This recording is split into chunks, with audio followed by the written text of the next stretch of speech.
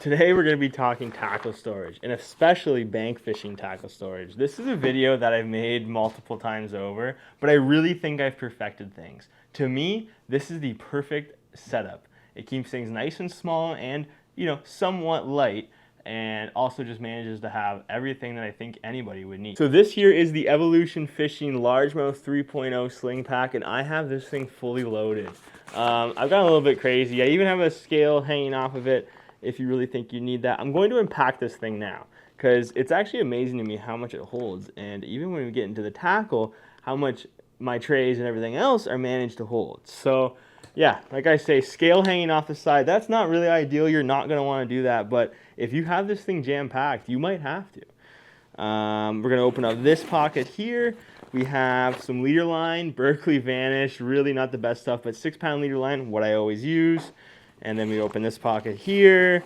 I have my pliers, and pliers would fit on this pocket here, but my pliers don't for whatever reason. So make sure if you get fishing pliers and you want to use them with this bag that you keep track of that.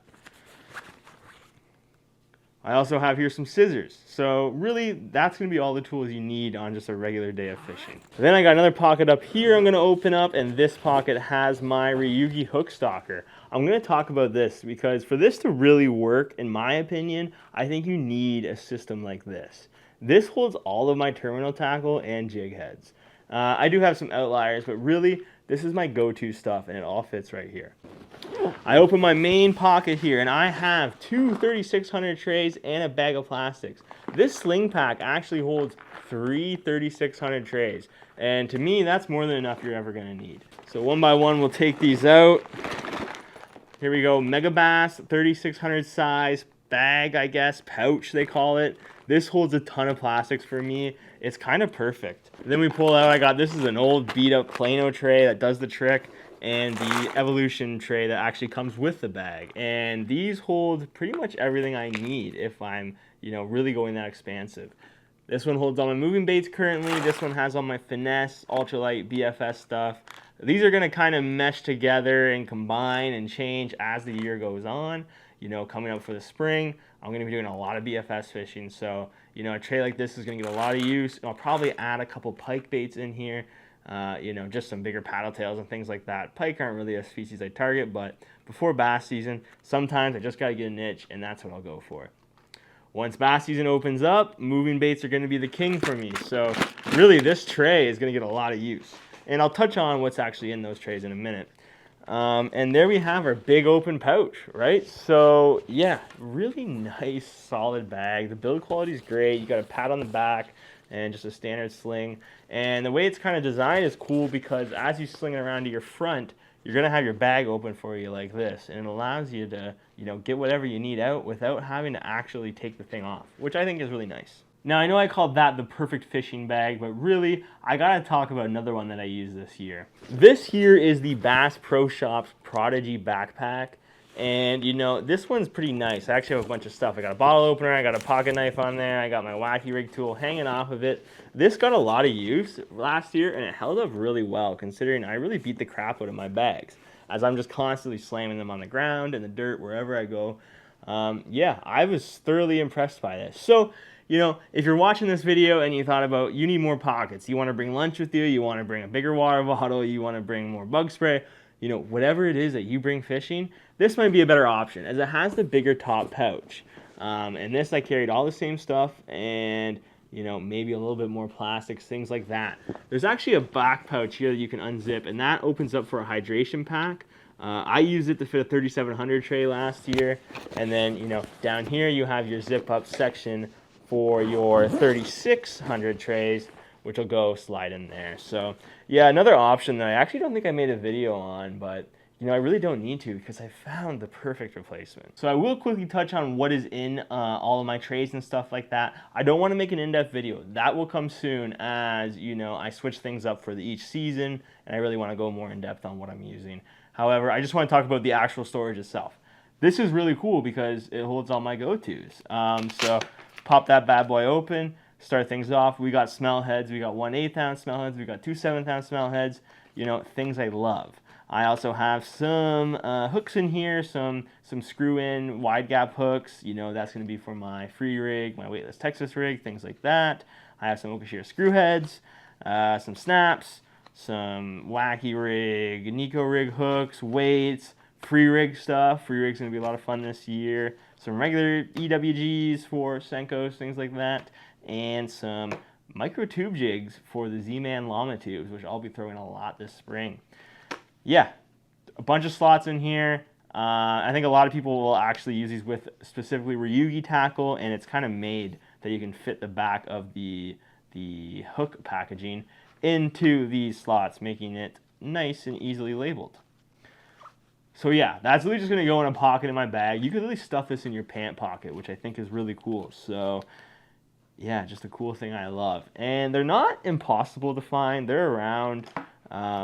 But, you know, a JDM tackle, there's always that premium. So there's definitely other options out there. I'm not saying you have to get that specific one, but I think it is pretty useful. Now, next up, we have my plastics pouch. And this thing is jammed. And it's actually, I mean, I'm not going to lie. I get use out of all these plastics, really, throughout the year. Right now, it's a bit of a mismatch. I got some bass baits, some paddle tails, some small paddle tails, a little bit of everything. And like I say, again, with everything, this is going to change. But for now, I'm just going to show you how much stuff you can really fit in here, because it's kind of nuts. So, 1, heavy hitters. 2, llama tubes. 3, the mare and 4-inch. 5, donkey tails. 6, more llama tubes. 7, drop shot minnows. 8, Nishine Namazus. Cool, heavy soft plastic that I want to use. Flux gills. Maybe my bellows gill replacement. Either way, going to be really fun on the free rig. That's 1, 2, 3, 4, 5, 6, 7, 8, 9 Ned BLTs. Pretty good little Ned bait. My favorite. 10, smaller mares. Love the mare. This is for the 1/8 ounce smelt head. 11, we got AK Punch. Awesome heavy soft plastic. 12, the mare in a 3-inch option, and that's for my 2/7 ounce smelt heads. So, yeah, a dozen different packs of soft plastic, hard shells, bags, whatever, any size. There's so many options that you can fit into a 3600 sized pouch. And again, I know that this is JDM. There's challenges with finding it, sourcing it, getting a decent price on it. So it doesn't have to be that bag, but, you know, measure a 3600 tray. Find a bag that kind of fits that, you know, even if it's a Ziploc, and I think you're in luck. You know, I just think it's really nice to have that system where your plastics fit in with your hard baits. So quickly, we'll talk about trays themselves. I'm not gonna lie, you're gonna see a lot of videos on YouTube of people using expensive Plano edge boxes. Evolution Fishing has some more expensive boxes. There's a lot of, you know, really nice. Busby have some nice trays. There's a lot of options on the market. However, I will always just stick with my general cheap plastic Plano boxes, Evolution Fishing, even the Bass Pro Shop ones, which I kind of hate because your hooks end up sliding up and over, and that's a whole nother thing. But yeah, cheap trays work for me, honestly. And I know they're not waterproof, but if I got all this stuff wet, my day's probably over. I'm definitely in the water. So yeah, I mean, it's just a good size tray, and they're cheap, and you get them everywhere. So I know this looks like a total mess, and it actually is, but right now, this is my moving bait box. In peak bass season, I'm going to say, you know, July, start of August, before it really gets too hot, or even in the fall, this tray is going to see a lot of use. I have a bunch of chatterbaits in here. I have videos about all these different types, by the way. Standout that I'll share with you right now is that Bumblebee custom narrow blade with the Bumblebee trailer. I keep my trailers on my chatterbaits, by the way. I don't want to be taking baits on and off. It kind of chews up the plastic. And honestly, I also just, that way I don't have to bring the bag of plastics that go with that chatterbait, that sort of thing. Then we also have some belly weighted swim bait hooks. Again, this is a bit of a mess. It's the downside to having small trays, I guess. But yeah, pre-rig stuff, things like that. I like throwing paddle tails on these sometimes, especially when the weeds pick up. Swim jigs, spinner baits.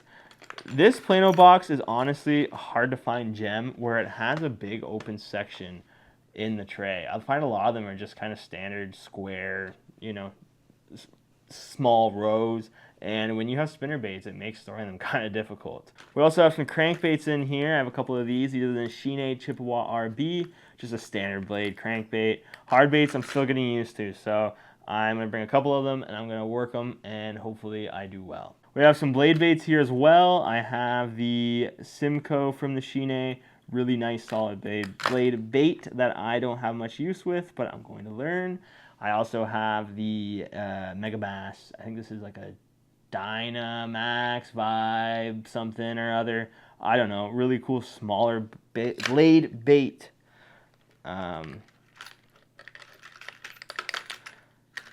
spinners. These are a mess. I'm not going to show you. You know what an inline spinner is. It's a classic. I always tend to carry these on me, especially when I go up into the northern lakes.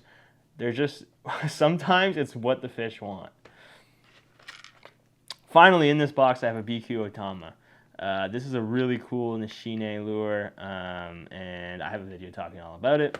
That's that. That's a sample of the kind of baits I'm going to be using for bass season. A lot of just moving stuff, standard, easy to use things. So yeah, in closing, I just wanted to touch on my tackle setup for the year for bank fishing. Maybe there's some solutions to problems that you have with your tackle storage, and I can be of assistance. Either way, I just think it might be interesting to you, so thank you for watching. The Largemouth 3.0 Sling Pack is getting a thumbs up from me so far, and it's going to get a lot of use this year. However, like I say, if I want to bring a lunch or something, this bad boy is going to come out, and we're going back to the old school backpack. And yeah, I love them both. So thank you for watching. Like, comment, subscribe, and be sure to let me know what you think and maybe what your setup is this year.